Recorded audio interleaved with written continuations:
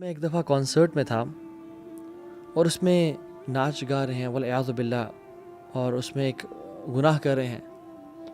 تو کبھی کبھی ایک مومنٹ آتا ہے کہ جس میں you zone out from that area, you completely zone out and you observe yourself and you say کہ یہ کیا کر رہا ہوں میں، what I am doing, and then you look at yourself from a bird's eye view. اور جو لوگ آپ کے آگے پیچھے آپ کو دیکھتے ہو کہ یہ کیا چل رہا ہے، اور پھر you get disappointed and depressed. And sometimes when I was into this stuff, I used to get sad. Is this life it?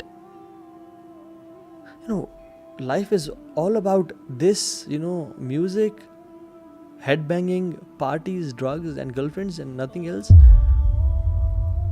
So I used to question myself, what if I get everything I want in life?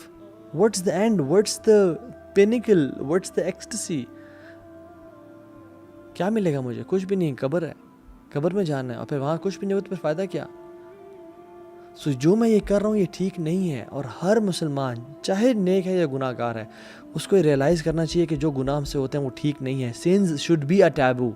Sons should be a taboo. قد افلح من زکاہا، وہ فلاح پا گیا، وہ successful ہے، وہ کامیاب ہے جس نے اس کا تزکیہ کر لیا، جس نے اس کو پاک کر لیا، اپنے بیس کو ٹیم کر لیا. وقد خواب من دساہا، اور وہ ناکام ہو گیا جس نے اس کو لوز چھوڑ دیا.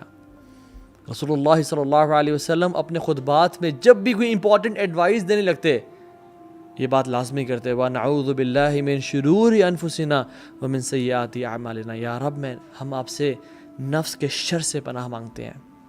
اللہ کے نبی جب پناہ مانگ رہے ہیں تو میں اور آپ کون ہیں؟ ہمیں کیا پناہ نہیں مانگنی چاہیے؟ اور ذرا اپنا احتساب کریں، پچھلے ہفتے میں نے کتنی دفعہ اللہ سے یہ پناہ مانگی، یا رب مجھے اپنے نفس کے شر سے بچا لے.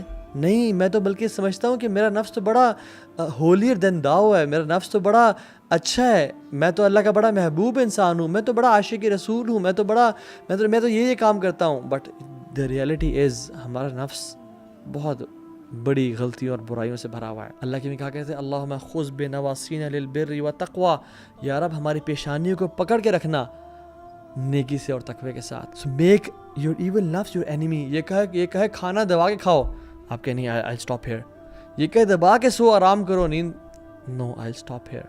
یہ کہے کہ fornication کرو، adultery کرو، no I'll not do it, I'll not obey it.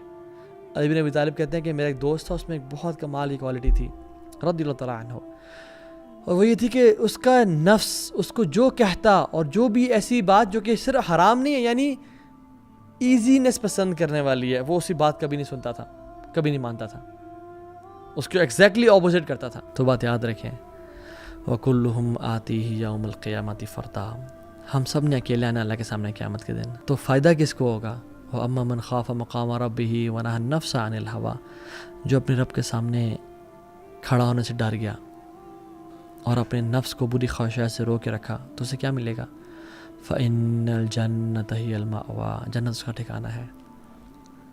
سو قد افلح من زکاہا وقد خواب من دساہا، وہ کامیاب ہوگا جس نے اپنے نفس کو ٹیم کر لیا، اور وہ ناکام ہوگا جس نے اس کو لوز چھوڑ دیا.